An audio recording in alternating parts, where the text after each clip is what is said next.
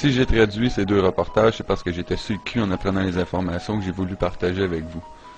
C'est le deuxième de deux, vous avez compris que j'allais parler de cannabis, et plus particulièrement de la conspiration contre le cannabis. Pour ce faire, je vais commencer par vous divulguer ma source. C'est un article de Doug Yorkey, intitulé « La conspiration contre la marijuana, la vraie raison de l'illégalité du cannabis », et vous pouvez le trouver sur illuminatinews.com. Ça va comme suit. Saviez-vous que la marijuana est dangereuse? Le cannabis n'est pas dangereux pour le corps ou l'esprit de l'homme. Saviez-vous que le cannabis n'est pas une menace pour la société? Saviez-vous que le cannabis est beaucoup plus dangereux pour les compagnies de pétrole, d'alcool, de cigarettes et de produits chimiques? Saviez-vous que beaucoup de grosses entreprises avec beaucoup d'argent et d'influence se sont arrangées pour cacher la vérité au monde? Saviez-vous que la vérité est que si le cannabis était utilisé au maximum de son potentiel commercial, ce serait industriellement une bombe atomique? Saviez-vous que malheureusement, les entrepreneurs ne sont pas éduqués sur la diversité des produits économiquement viables du cannabis? Pourquoi? Saviez-vous que les super riches ont conspiré afin de mal informer et mentir au sujet d'une plante extrêmement versatile qui, si elle serait utilisée intelligemment, ruinerait leur compagnie? Savez-vous d'où provient le nom marijuana? Au milieu des années 30, ce nom lui fut donné pour faire perdre toute crédibilité et oublier l'histoire phénoménale du cannabis. En général, les informations que je vais vous citer sont vérifiables avec l'Encyclopédia Britannica, qui elle-même a été imprimée pour plus de 150 ans sur du papier fait à partir de cannabis. Saviez-vous que tous les livres d'école étaient faits de cannabis ou de lin jusqu'en 1880? Saviez-vous que c'était légal de payer ses taxes en cannabis en Amérique de 1631 jusqu'au début des années 1800?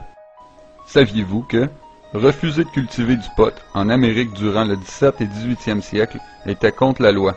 Tu pouvais être emprisonné en Virginie de 1763 à 1769 si tu refusais de cultiver du cannabis. Saviez-vous que George Washington, Thomas Jefferson et d'autres pères fondateurs des États-Unis d'Amérique faisaient pousser du cannabis? Saviez-vous que Benjamin Franklin possédait un des premiers moulins à papier et produisait à partir du cannabis?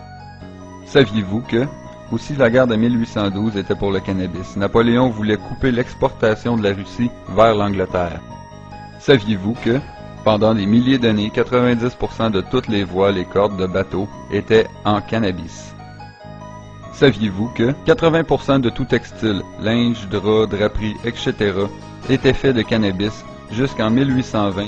Saviez-vous que les premières Bibles, cartes, chartes, même le premier drapeau américain ainsi que la Déclaration d'indépendance et la Constitution américaine étaient faites de cannabis?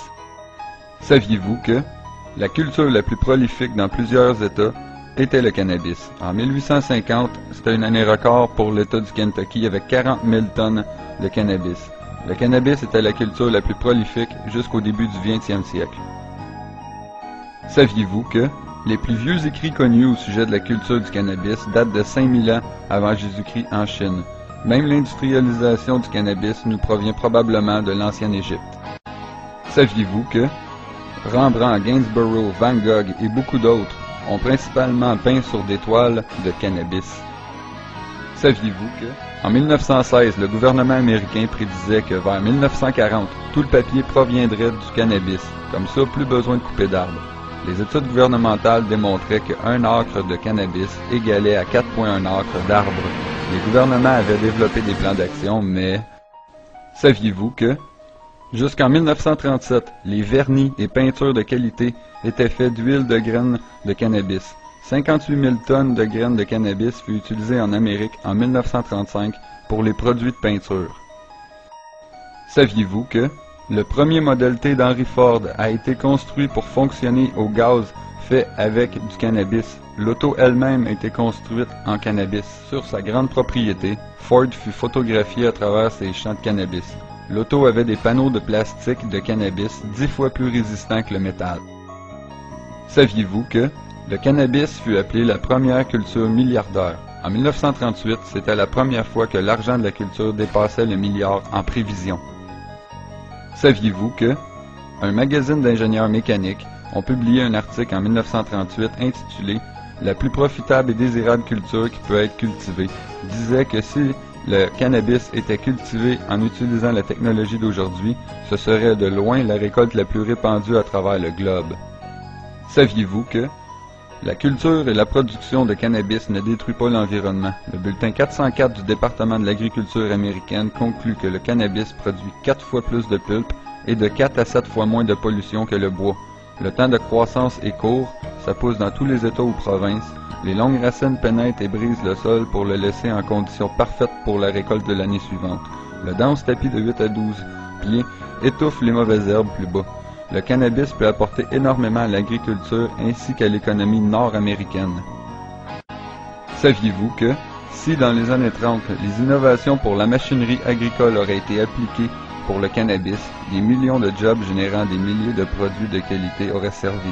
S'il avait été légal, le cannabis aurait sorti l'Amérique de la Grande Dépression.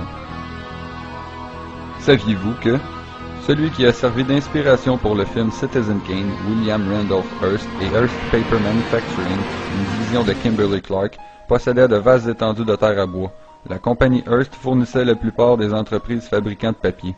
La famille Hearst, destructeur de la nature pour des profits personnels, joua un rôle clé en 1937 dans la discréditation du cannabis par une campagne médiatique menée par l'industrie forestière et pétrolière. Cette campagne aura comme effet l'interdiction de la drogue ainsi que la culture du cannabis aux États-Unis.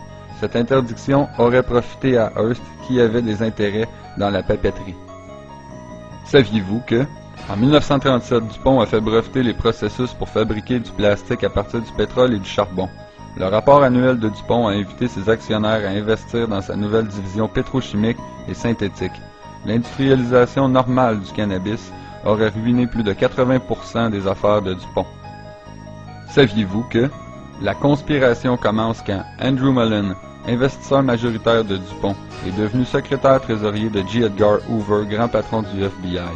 Andrew s'est arrangé pour que son beau-neveu, Harry G. Anslinger, soit promu à la tête du Bureau fédéral des narcotiques et drogues dangereuses. Saviez-vous que des rencontres secrètes des manias de la finance étaient tenues afin de déclarer que le cannabis était dangereux et menaçait leurs entreprises multimillionnaires? Pour que leur dynastie perdure, le cannabis devait disparaître. Ces hommes ont pris en main alors un mot obscur du joual mexicain, marijuana, et l'ont poussé dans la conscience collective américaine.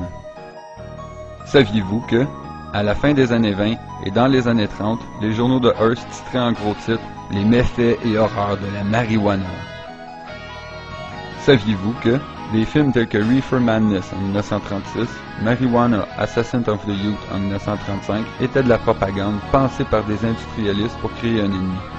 Le but était de gagner la faveur du public pour qu'une loi anti-marijuana puisse passer. Saviez-vous que tous les films dans ce temps se terminaient par « The End », la fin. Ces films finissaient en disant « Dites-le à vos enfants, tell your children, bouh ». Saviez-vous que, dans les années 30, le monde était naïf, pratiquement ignorant. La masse était comme des moutons qui avaient besoin d'être dirigés. Ils se rebellaient pas contre l'autorité. Si c'était dans les journaux ou à la radio, ça devait donc être vrai. Donc, ils ont dit à leurs enfants. Leurs enfants sont devenus les parents des baby boomers. Les baby boomers sont devenus nos parents. Fait que... Saviez-vous que, le 14 avril 1937, le projet de loi contre le cannabis fut déposé et refusé. Le Way and Mean Committee est le seul à pouvoir passer par-dessus les autres comités. Son président, Robert Doughton, s'est assuré que la loi passe au Congrès et est lui-même un supporter de DuPont. Saviez-vous que, en septembre 1937, le cannabis devient illégal, la plante la plus utilisée au monde devient une drogue et notre planète n'a pas arrêté de souffrir depuis. Les forêts tropicales disparaissent, la pollution, les poisons et les produits chimiques tuent la vie. Ces problèmes pourraient être résolus si le cannabis était industrialisé. La biomasse naturelle pourrait subvenir en besoins énergétiques, remplaçant ainsi des combustibles fossiles. Imaginez.